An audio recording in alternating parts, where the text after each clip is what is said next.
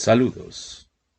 Soy el profesor Jesús Víctor Alfredo Contreras Ugarte, profesor de Filosofía del Derecho y de Derechos Humanos en la Facultad de Derecho de la Universidad Complutense de Madrid. En el marco del segundo Congreso Internacional de Innovación Docente, Educación y Transferencia del Conocimiento, en este año 2023, vengo a proponer, a compartir, sobre todo, la experiencia que vengo realizando y desarrollando en mis clases, sobre todo en las de filosofía del derecho y también en las de derechos humanos. En atención a que estas asignaturas pues tienen las horas completas, las 60 horas, me refiero en el grado universitario, por supuesto. Como se puede advertir, esta propuesta y esta experiencia que voy a compartir, pues parte precisamente del campo en el que me desenvuelvo, que es el campo jurídico, el campo de la docencia jurídica.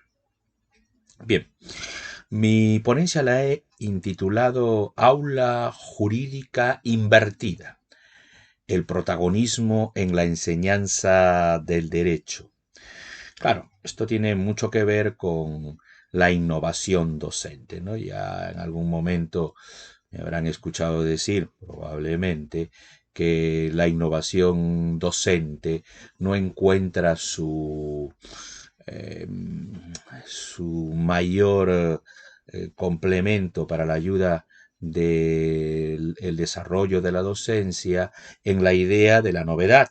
Las cosas simplemente por ser nuevas, innovadoras, no por per se, son ya por sola esta característica, pues positivas. No necesariamente. La idea es que esta innovación docente acuda, se sirva de las tecnologías, esto que avanza a pasos agigantados, lo sabemos todos, ¿verdad? Vemos como las ciencias, sobre todo la informática, avanza pues a paso de gigante. Hoy ya incluso se habla de la inteligencia artificial, cosa que ya nos acompañaba, por cierto. Los ordenadores son buen ejemplo de ello. Los teléfonos móviles de hoy, pues también, ya no se llaman solo móviles, es decir, con la función básica que ya era bastante admirable, de hablar inalámbricamente a la distancia, que sirvan solo como teléfonos, me refiero. Ahora, pues estos teléfonos, la función telefónica, pues es una más de las muchísimas que tienen, ¿no? Es una cámara de vídeo, es una cámara de fotos, es un centro de respuestas de cualquier duda que tenga a través de la conexión permanente que tiene de Internet, por ejemplo. Es una fuente de información activa. Bien, en este ritmo que seguimos en nuestras sociedades actuales, la innovación docente, sirviéndose de estas tecnologías, por supuesto, trata de coger aquellas situaciones virtuosas que pueden significar una mejora en la enseñanza y en la transmisión de conocimientos hacia nuestros discentes, hacia nuestros alumnos. Y por supuesto, el discente jurídico, el estudiante de derecho, no va a ser la excepción. Pues bien, ¿qué es el aula invertida? Propiamente, ¿qué es lo que propongo? Dije que el título de mi propuesta, de mi ponencia, es el aula jurídica invertida, el protagonismo en la enseñanza del derecho. Claro está que esto lo logro hacer y agradezco al segundo Congreso Internacional de Innovación Docente, Educación y Transferencia del Conocimiento por permitirme y darme la oportunidad de, en este marco de este ya segundo momento de este evento, segundo año de este evento, en su segunda edición, quiero decir, pues poder tener este escenario que ya es connotado dentro del mundo académico. Y seguramente que vendrán muchas ediciones más. Pues vayamos a explicar qué es el aula invertida en los pocos minutos que tenemos. El aula invertida no es otra cosa que darle el protagonismo en el aula no solo al profesor en las típicas clases magistrales. Cuando digo clases magistrales me refiero a esta en la que llega el profesor a su horario de clase, en su asignatura, y empieza a impartir lección, mientras el resto de los alumnos simplemente lo que hace es copiar lo que puede retener, con la rapidez que pueda tener también para escribir, y de alguna manera toma una posición pasiva. El alumno que llega a clase, pues viene, se sienta en sus pupitres y toma notas de lo que el profesor dice. En el mejor de los casos hace alguna pregunta y el profesor contesta a esta pregunta, y así se desarrollan estas clases magistrales. Pues lo que pretende el aula invertida, y sobre todo para efectos del derecho, es invertir este protagonismo, donde el protagonismo principal ya no lo tenga el profesor, sino que lo tenga el mismo alumno, los mismos alumnos. Esto supone un esfuerzo adicional de evaluación continua de nosotros los docentes, pero la idea es imprimir en el estudiante el ánimo de brillar, el ánimo de sentirse parte activa e importante de la asignatura que se le esté dictando, no un mero escucha de conocimientos que otro brinda.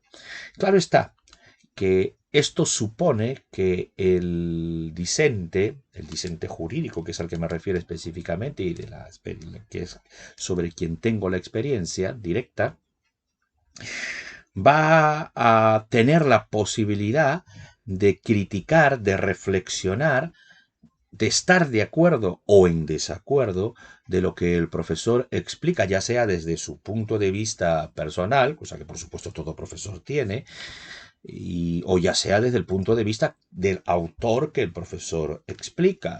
Por ejemplo, Kelsen, ¿no? Hay muchos que sostendrán que la teoría de la ciencia normativista de Kelsen pues es una ciencia correcta, y hay quien dirá pues que más que correcta es pragmáticamente la que seguimos ahora, es decir, lo que dice la norma es derecho porque lo dice la norma y ya está, y no cualquier norma sino la norma estatal, a través de la fuerza, la coacción, bueno, todos estos elementos que son los que contienen la teoría de la ciencia normativista y propiamente, por ejemplo, la teoría pura del derecho, ya que me he servido de ejemplo del señor Hans Kelsen. Pues muy bien. Autor que incluso en el camino de su obra específica, de las muchas que tiene, teoría pura del derecho, por ejemplo, incluso cambia de opinión o apunta determinadas cosas, hace matices a su propia teoría en una segunda edición que hace años después, y se podría decir en cierta forma que él mismo se autocorrige. Claro, porque no hay una verdad absoluta en general en este tipo de situaciones y menos en las teorías del derecho. No hay un concepto específico para poder saber cuál es el concepto real del derecho, único, unívoco, ¿no? Hay muchas ideas, hay muchas tendencias, hay muchas escuelas, hay escuelas realistas que basan el sustento de la explicación del derecho en lo empírico, en la realidad empírica, que será, pues, por ejemplo, el realismo jurídico escandinavo. Una situación distinta, pues, será el realismo jurídico norteamericano, por ejemplo, donde, partiendo también de la situación empírica, pero esto le agregará el componente del pragmatismo, es decir, que esa situación empírica además resulte siendo utilitaria. Esta es una escuela que se desarrolla, como pueden advertir de su nombre, en Estados Unidos. Me refiero al realismo jurídico norteamericano. Bueno, y antes está pues la que de alguna manera no, y se imprime casi en muchas otras escuelas posteriores, como es la escuela del exégesis o de la literalidad de la ley, que tiene, claro, cierta relación muy cercana con la ciencia normativista del derecho. Pero en fin, esto era un poco más radical. No vamos a explicar aquí todas las escuelas del derecho. ¿Qué hacemos entonces? ¿Cuál es la preocupación? ¿Cuál es la intención con esta aula invertida?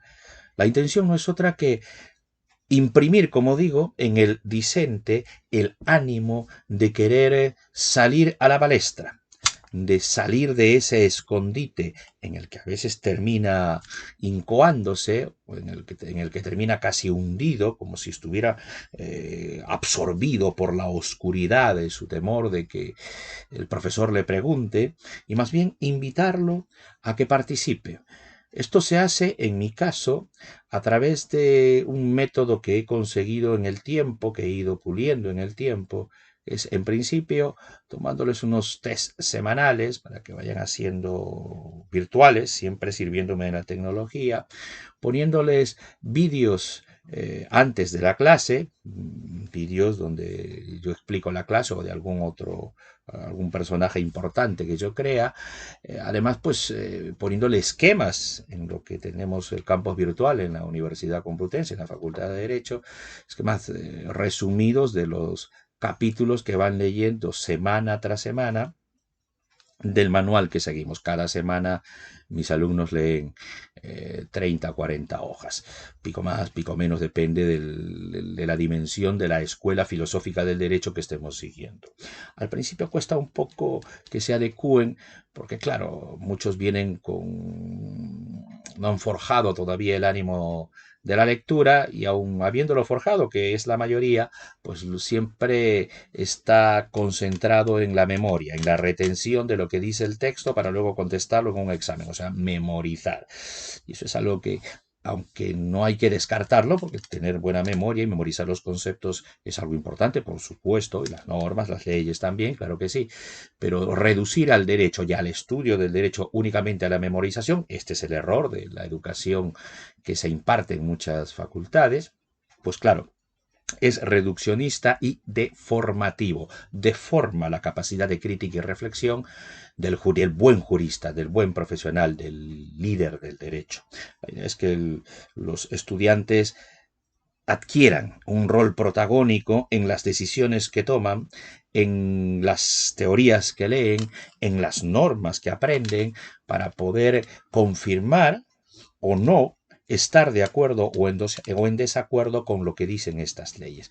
A través entonces de esta aula invertida se les invita clase a clase a que ellos debatan, a que ellos propongan ideas y en todo caso el docente siempre está presente. En mi caso pues es invitarlos a través de determinados casos prácticos, como pueden ser de la vida política actual, sobre todo del derecho, y que está en boga la discusión de muchas normas legales, muchas leyes, perdón, que saca el gobierno actual, pues, y algunas son pues bastante controvertidas, pues da pie a que los alumnos puedan opinar, no solo leyes, también sentencias de casos que se hacen mediáticos, etcétera, etcétera, etcétera. Luego, al final del semestre, cuando ya estamos a punto de culminar las 60 horas de la asignatura, lo que propongo es una jornada académica. Propongo una jornada académica de innovación docente, específicamente con la idea del aula invertida, donde son ellos, los alumnos, quienes voluntariamente se determinarán a ser o no conferenciantes.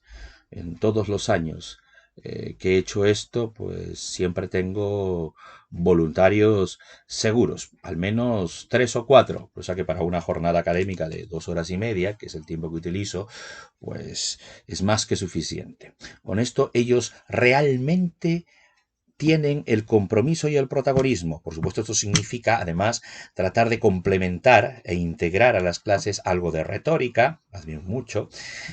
Claro, ¿en qué tiempo? Pues por eso he dicho que hay que esforzarse mucho en esto con los alumnos. Hay que hacer una evaluación continua y además una preparación completa, sobre todo llegados al momento de la jornada académica de innovación docente, evaluación continua, escuela de derecho. A mis alumnos yo les llamo, a los que exponen, escuela de especialistas de las escuelas filosóficas del derecho, conferenciantes, juristas en formación.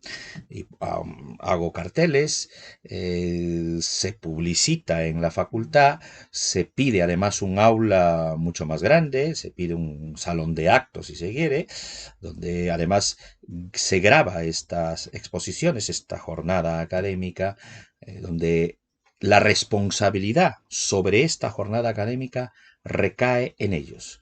Por eso, aunque tengo exposiciones semanales, estas pues sirven para aquellos que todavía no tienen la fuerza para el ánimo para salir al público en general. Pues a quienes sí, que he dicho que siempre los hay, pues participan en esta jornada académica de innovación docente, aula invertida, escuelas filosóficas del derecho, donde los juristas en formación, como yo llamo a mis alumnos, porque realmente creo que lo son, porque ser jurista más que un título es una actitud profesional en la vida, solo que ellos aún no cuentan con el título, porque son juristas en formación, son los que hacen la jornada y dictan las conferencias sobre las distintas escuelas filosóficas del derecho. Pues bien, esto es lo que por ahora comparto con ustedes de manera resumida. Por supuesto, esta ponencia será capítulo del libro que saldrá de este segundo Congreso Internacional de Innovación Docente, Educación y Transferencia del Conocimiento. Pues, sin más, os agradezco vuestra atención y será hasta la próxima. Muchas gracias.